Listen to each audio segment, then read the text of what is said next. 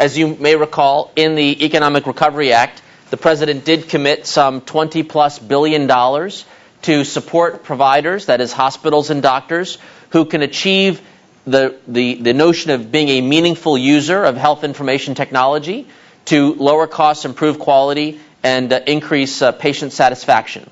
There's been a public policy debate about what it is that we can do to be defined as a meaningful user of health IT.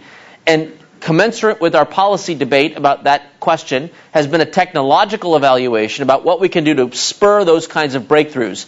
If you look at the background, the American economy has seen productivity gains in nearly every sector, but the healthcare sector, much like the public sector, has really lagged behind in productivity gains.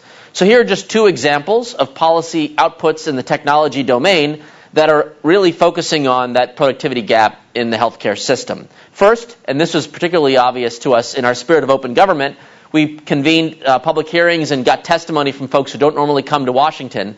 A physician from Virginia said, here's my problem. I got a patient moving to Arizona, that she's chosen a doctor in Arizona who, by luck, happens to have the same software that I have. Patient asked me if I could send an electronic copy of her record to the doctor in Arizona so that the information will flow without having to be faxed or transcribed or something to that effect. Well, the doctor said, I looked on the software and there was no button, send to colleague. So he asks us in this testimony, he says, folks, I don't know what highfalutin things you're working on, but why can't I just send a simple email securely with respect to patient privacy to my colleague with my patient's information that she requested? And we said, yes, sir. That is our charge.